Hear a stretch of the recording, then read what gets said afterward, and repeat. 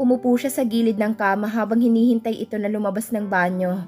Mula nang magbalik ito sa buhay niya, ay parang ayaw na niyang mawala ito sa paningin niya.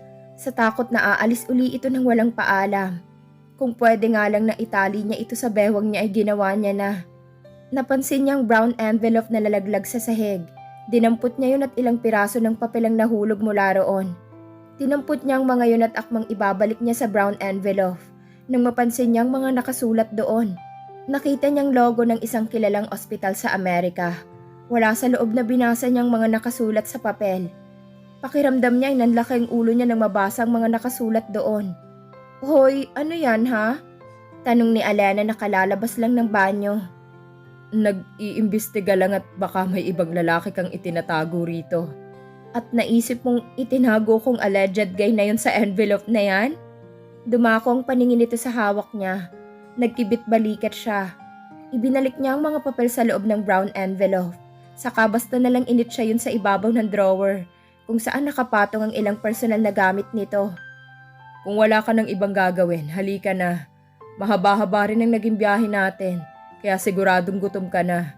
Nakapaghanda na siguro sila ng lunch natin." "Oo nga gutom na ako. Wait lang, magsusuklay lang ako."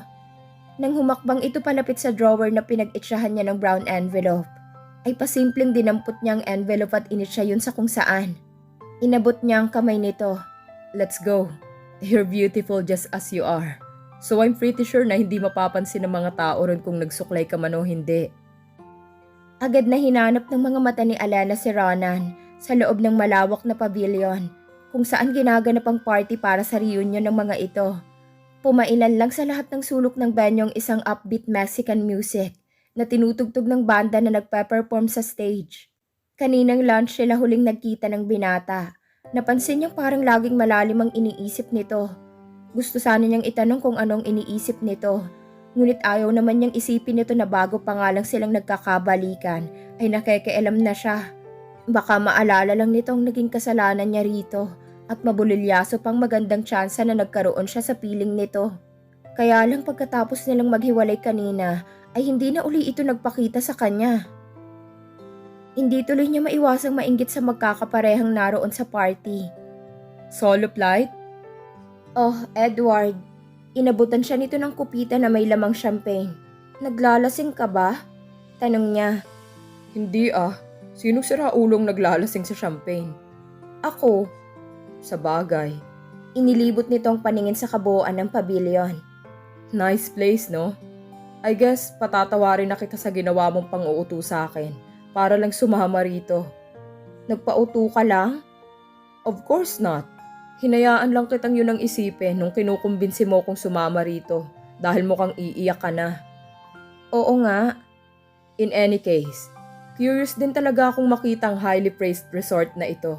Maganda naman talaga pala. Nakakainis lang at lagi akong may nakikitang asungot." "Asungot?" "Marty Delen. Nakakagigil siya. Sabihan daw ba kung hindi ko pwedeng i-picture ang The Alcove sa Sparks dahil siya nang nakakuha ng right na yun?"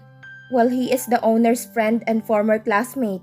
Ikaw naman, si Daniel lang ang tiket mo rito. Kumbaga may middleman ka pa para makarating dun sa may-ari. Samantalang si Marty, direkta na. Talo ka talaga kahit sang anggulo tingnan, friend." "I'm starting to hate you." "Pero kung gusto mo talagang i-feature itong The Alcove sa Sparks, kausapin mo na lang ng maayos si Marty." "Ayoko nga. Hindi ako dumidikit sa mga kalaban ng Sparks ko." "Mukhang trabaho talagang kaibigan niyang ito." Ikaw naman, nasa na ang irog mo? Hindi ko yata siya nakikitang nakadikit sa'yo ngayon." "Nandito siya." Tinapik niya ang bulsa ng kanyang pantalon. "Talaga lang ha? Bakit nakita ko siya kanina na nagmamadaling umalis ng resort?" "Umalis?" "Oo. He even used the resort's private chopper. Tatanungin ko nga sana siya kung saan siya pupunta. Pero nang makita kong ekspresyon sa mukha niya na parang lalamunin niyang sino mang tao na iistorbo sa kanya o haharang sa daraanan niya, hinayaan ko na lang siya. I'm telling you, hindi magandang mood ng isang yon. Nag-away na naman ba kayong dalawa? Akala ko babati na kayo. May sweet moments pa nga kayong nalalaman, di ba? Ano nangyari? At bakit ang dami kong tanong? My gosh." Hindi na niya naintindihan ng ibang sinabi nito. Paano ay napunta na sa kung saan ang isip niya? Umalis si Ronan? Bakit hindi ito nagpaalam sa kanya? Naalala niyang pananahimik nito kanina pagkagaling nila sa cottage niya. Nagalit ba ito dahil hindi siya pumayag na magpadala sa ospital? Pero pwede naman siyang magpaliwanag kung nagtanong ito. Kinuha niya kay Edward ang kupita ng champagne na hindi pa nito naiinom. Pero tinapik nito ang kamay niya. Bawal ito sa madaling malasing. Uuwi na nga lang ako sa amin. Wika niya. Kanino kaya ako pwede magpahatid sa Maynila? Bakit ka uuwi? Wala naman si Ronan. Ano pang gagawin ko rito? Eh di magpa-party-party. Ano naman kung wala siya? Hindi naman siyang may hawak ng buhay mo.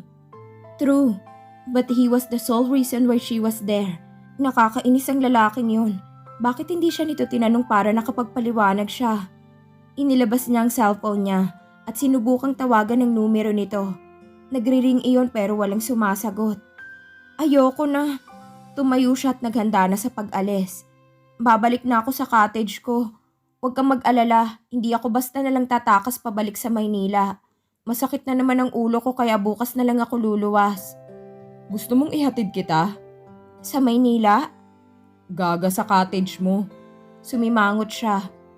Huwag na, kaya kong bumalik sa cottage ko na mag-isa. Ikaw ang bahala. Siya nga pala, huwag kang magtataka kapag biglang namatay ang ilaw maya-maya.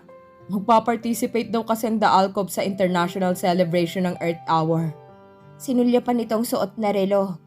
So, I suggest na kung ayaw mong maabutan ng lights off sa daan, huwag ka nang gumala-gala pa sa kung saan. Baka maligaw ka pa. Okay, thanks. Pagkatapos niya magpaalam sa mga kakilala niyang guest, ay lumabas na siya ng pavilion. Parang gusto niyang mapabuntong hininga sa ganda ng The Alcove sa gabi. Hindi niya gaanong napansin yun kanina pagpunta niya sa venue ng party dahil sa sobrang excitement niya na makita uli si Ronan. Pagkahatid kasi nito sa kanya sa cottage niya kanina pagkatapos ng lunch date nila, ay nakatulog agad siya. Kaya hindi na siya nagkaroon ng pagkakataon na makasama uli ito. Pagkatapos ay malalaman niya na umalis na pala ng resort ang Hudyo nang hindi man lang nagpapaalam sa kanya. Nasaan ang hustisya roon? She let out a deep sigh as she walked along the brick footpath leading to the igloo-style cottages. Mga lowlights lang ang karamihan sa mga ilaw sa labas ng bahagi ng resort. Kaya naman kitang-kita pa rin ang ganda ng maliwanag na buwan dahil hindi yun natatalo ng mga artificial na liwanag ng mga ilaw. Marahil ay sinadya rin ng pamunuan ng resort na ganoong mga ilaw ang gamitin para hindi maistorbo ang mga night creature na sensitibo sa liwanag. Kung sino man ang nagdisenyo ng resort na yon, dapat ay bigyan ito ng recognition. If only I could appreciate this place with a light heart. Minsan pala'y hindi lang kasiyahan ang hatid ng isang magandang kapaligiran. Dahil ngayon ay tila lalo pa niyang naramdaman ang kalungkutan ng kanyang puso. Ay, sambit niya, sabay hablot sa nananahimik na dahon ng halamang nadaanan niya. Ayoko ng ganito. Gusto kong maging masaya. Gusto kong magmahal at gusto kong mahalin din ako para masaya. Pero paano niya gagawin yun kung wala naman doon ang lalaking mahal niya? Makikita mo. Kausap niya sa nilamutak na dahon. Akala mo pakakawalan kita pagkatapos mo akong paasahin? Manigas ka. Kung nagbibiro ka lang sa mga sinabi mo sa akin nang magkabalikan tayo, humanda ka talaga sa akin. Dahil pakakawalan lang kita kapag nakontento na ako sa pagkatay sa'yo. Ilang pobreng halaman pang napagbuntunan niya ng inis, ngunit hindi man lang nabawasan ang init ng ulo niya. Kaya naman nabulyawan niya pang istorbong collar niya sa cellphone. Mainit yata ang ulo mo ngayon. Saglit siyang natigilan at tiningnan ang screen ng cellphone niya. Si Ronan ang tumatawag. Ikaw ba yan, Ronan? May ibang Ronan pa ba na tumatawag sa'yo? Mainit ang ulo ko, kaya wag ka magpa-cute dyan. Wala talaga siyang bahalak na magpaamo rito. Bakit ka tumawag? Nasaan ka? As if you don't know. You've grown some clothes since I've been away. They come in handy. Binitiwan niyang nilamukos na mga dahon. Bakit ka nga tumawag? Pagkatapos mo akong iwan dito, tatawag-tawag ka ngayon? Tatadyakan talaga kita kung nasa harap lang kita ngayon. Tumawa ito. Hindi ako nagbibiro, marunong talaga akong manipa. Naniniwala ako sa'yo. Nasaan ka nga ba? Bakit? Dahil gusto kitang makita, nandito na uli ako sa resort. Now, where are you? Nasa The Alcove ka na uli? Pero hindi ba't umalis ka na? Umalis lang ako sandali. Ay, ano ba, miss? Kanina pa ako tanong ng tanong pero hanggang ngayon wala ka pa rin sinasagot. He let out a frustrated sigh. Pumunta ka na nga lang dito sa beachfront. Malapit nang mag-lights out ang buong resort para sa Earth Hour. Kaya bilisan mo. Beachfront? Ngunit hindi na siya sinagot nito at pinutol ng koneksyon. Napatitig siya sa cellphone niya.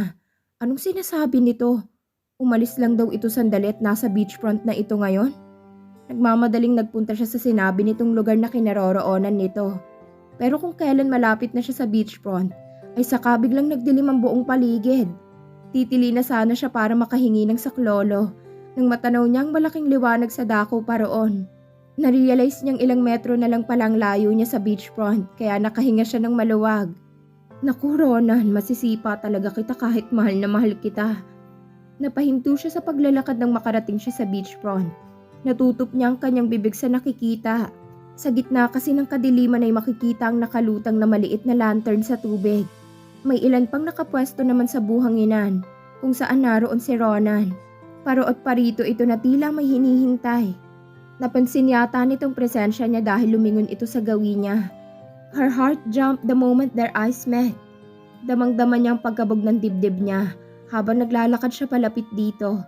He was so damn good looking, surrounded by all those warm lights, that she couldn't take her eyes off of him. Hi, nakangiting bati nito sa kanya paglapit niya rito. Hi, ganting bati niya. Like what you're seeing? Imanestra nitong maliit na liwanag sa tubig. Ikaw ang gumawa ng mga yan? Oo. Talaga? Tumango ito. Ang akala ko'y kasama yan sa gimmick ng resort para sa Earth Hour. Namewang ito at eksaheradong nagpakita ng pagkainsulto. Anong palagay mo sa akin? Walang romantic bone sa katawan? Medyo. Pambihira ka naman, Alena. Pagkatapos kong paghirapang ilagay ang mga yan dyan nang hindi mo nalalaman. Sorry na. Sige, sa'yo na ang lahat ng credit. Pinupuri kita ng buong puso at kaluluwa. Sinulyapan uli niya ang pinaghirapan nito sa tubig. Bakit hindi ka nagsabi sa akin? Sana'y natulungan kita. Hindi na yan magiging sorpresa kung tumulong ka. Binalingan niya ito. Surprise mo yan sa akin? May balak kang laitin? May pagbabanta sa boses nito. Wala. Mabuti kung ganon. He spread out his arms to indicate the magnificent sight in front of them. And so by all means, admire the beauty of my love for you, Alena. She felt butterflies in her stomach. Ang akala niya hindi na niya mararamdaman pa kahit kailan. Ang pakiramdam na tila lumulutang siya sa alapaap dahil lang sa ginawa ng isang tao para sa kanya. Come to think of it, ito lang ang tanging nakakagawa na yun sa kanya. Thank you. It's beautiful. Glad you like it. Ito ba ang dahilan kung bakit bigla ka na lang daw lumayas ng resort kanina nang hindi nagpapaalam sa akin? Nope. Hindi. Umiling ito. Pagkatapos ay may dinukot ito sa bulsa ng pantalon nito at ipinakita yun sa kanya. Hindi niya agad nakita yun dahil sa malamlam na liwanag. Kaya kinailangan pa niyang ilapit ang mukha niya sa kamay nito upang makita niya ng maayos ang bagay na hawak nito. Kanino yan? Tanong niya. Well, let's see. He took her hand and slipped the ring on her finger. It fits. I guess it's for you. By the way, you have to marry me now that you have accepted my ring. Hindi siya nakahuma. Masyado siyang overwhelmed. Umalis pala ito ng Daalco para bumili ng engagement ring. Don't say anything but yes, Alena. Did you just propose to me? Tanong niya. Yes, my goodness, Alena. Buong maghapon na akong parang aatakihin sa puso sa kaiisip sa isasagot mo. Tapos ganyan lang ang reaksyon mo. I'm asking you to marry me, damn it. Bakit ka sumisigaw? Nagtatanong lang naman ako. Ang kulit mo kasi. I told you to just say yes. Eh di yes. Bakit parang napipilitan ka lang? Hindi naman. Kung ayaw mong tanggapin ang alok ko. Yes na nga eh, ano ka ba? Nakita mo, napipilitan ka lang eh. Sige, ipagpilitan mo pang napipilitan lang ako at talagang tatanggihan ko ng proposal mo. Kung proposal ngang matatawag to na sinisigawan at pinapagalitan mo ko, doon ito tila natauhan. Sorry, he said sheepishly. Nabagbag naman ang kalooban niya.